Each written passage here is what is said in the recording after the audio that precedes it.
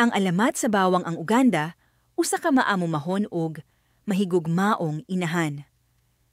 Gidayeg siya sa tanan sa iyang paningkamot nga mapadako ang iyang bugtong anak nga si Kulala isip maayong tawo.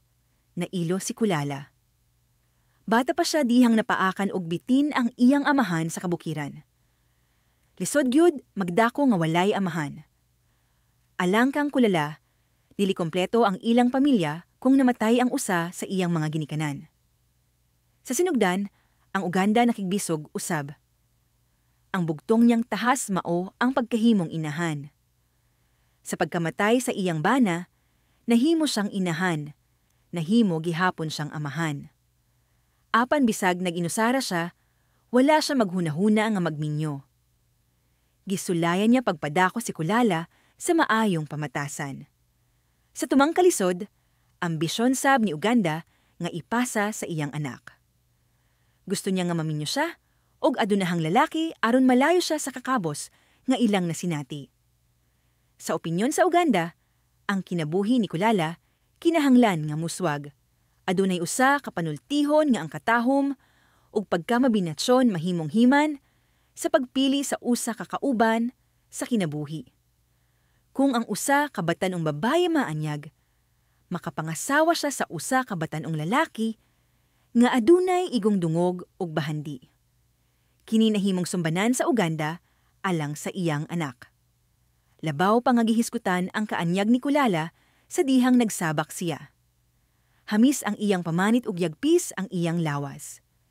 Siya adunay lingin ug nagsulti nga mga mata. Ang iyang mga nangbil, bisag walay makeup, murag bag-ong rosas. Ang iyang tingog adunay kalumo nga dalalabi na kung siya nagduka. Tungod kay nahibalan niya kung unsaon pagpakigsulti sa mga tawo. Higala siya sa bata ug tigulang. Ang kabus ug ang adunahan managsama kaniya. Maayo man o daotan ng mga tawo, giatuubang niya sila. Wala siya'y gipilibisang kinsa. Alang kanya, ang pagkatawo usa ka maayong pamatasan ug tungod kay gitatanan, gikan sa usa ka luna. Siya miingon nga kita mo balik, usab sa yuta nga gigikanan ni Bathala. Ang Uganda nakadayeg sa pagtuo ni Kulala. Apan bisan og ang iyang anak nga babaye nagatubang sa tanan, ang inahan nagdamgo gihapon nga ang iyang matahom nga babaye maminyo sa usa ka adunahan ug gamhanan nga batan-ong lalaki. Si Kulala adunay kaugalingong kasing-kasing ug hunahuna.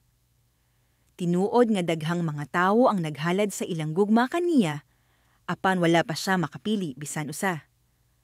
Aron madani ang atensyon ni Kulala, ang tanan niyang mga manliligaw nagpabati ug nagpasigarbo. Aron motuo ang dalaga sa ilang gugma. Ikasubo, ang tanan nga, mga hinigugma nga, nagpakita sa kanunay ug kanunay adunay dili maayo na nga swerte. Anaa si Hashim nga maisogon nga nagpasigarbo nga iyang kuhaon ang 12 perlas, gikan sa ilawom sa dagat, aron ihalad sa tiilan sa iyang hinigugma. Sa kaadlawon, mapasigarbuhon siyang miadto sa tubig ug misawom sa masausa ka barakuda ngadto sang kahiladman. Apan way swerte dihang naigo ang iyang ulo sa nag-ulbo nga bato, ilawom sa dagat hinungdan nga namatay kini diha-diha. Nangurog ang tibuok kalawasan ni Kulala sa kahadlok dihang gidala sa ilang panimalay, ang luya nga lawas sa iyang hinigugma. Gisundan kini sa adventurer nga si Perot Kinsa sa iyang tinguha nga pahalipayan si Kulala, arogante nga nanaog sa suba diin, nahimutang ang 12 bangis nga buaya nga gikahadlukan sa mga tawo. Giputol gyud niya ang tiyan sa 12 diosnon sa mga buaya apan nasakpan sa dughan, sa hait nga ngipon sa buaya. Naluya siya sa sobrang dugo nga midagayday sa iyang lawas.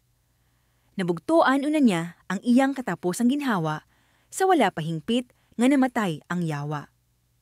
Naibog sa kahadlok si Kulala, dihang gidala sa ilang balay ang lawas sa nagmahal nga hinigugma. Namatay ang ulitawo sa tinguha nga tubagon, ang kaanyag nga gitigi sa ulitawo. Naghunahuna si Uganda nga panahon na alang kanya. Ang inahan ni Kulala nga mopili og asawa alang sa iyang anak. Taliwala sa mga anak sa datu, si Kulala adunay duha ka mainitong managhigugmaay. Anaa si Anturo, anak ni Datu Basti, ug didto si Madur, anak ni Datu Tawilis. Tungod kay ang bahandi maora ang sukaranan sa Uganda, naghimo siya og paagi aron ang duha mag-away alang sa ilang pagkaluwas. Usa ka higayon ni Ana, sa dihang nagkadungan ang duha, nag-away sila sa usag-usa. Nag-away sila og nasuko hangtod nga nangibot silag armas. Tungod kay gusto nilang duha nga makabuot ang kaanyag nga, ilang giawayan, ang away midaog sa panaghigala ay, nga misangpot sa duha kakalag, nga nahimong mga patay. Nakahilak si Kulala sa gidangatan sa duha ka managhigugmaay. Ang iyang personalidad na puno sa kasubo.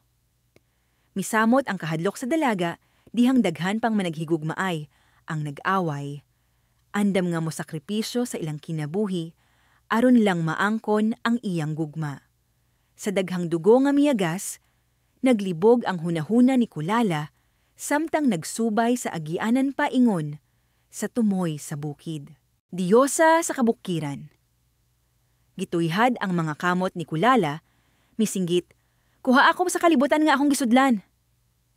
Gikapoy nako sa pagkahimong instrumento sa away sa akong mga hinigugma. Daghang dugo ang miagas sa hakog nga tinguha sa pagpanag-iya kanako sa mga gugma nga kusog kaayo. Independente ug materialistiko. Dad ako. Maluoy ka. Hangyo sa usa ka naghilak nga batan-ong babaye, kinsa wala mo bati o gugma nga masinabtanon og sagrado. Sa pipila ka gutlo, mingit-ngit ang langit ug mibundak ang kusog nga ulan. Ang mga mata ni sugat sa mahayt nga kilat og sa dahon og sa dalugdog sa kabukiran. Ang lawas ni Kulala, usa ka patayng lawas nga nahulog sa tumoy sa bukid. Sa pagsubang sa adlaw, nakit-an sa mga tawo si Kulala nga bisan wala nay kinabuhi, may pahiyom sa iyang mga ngabil sa kalipay.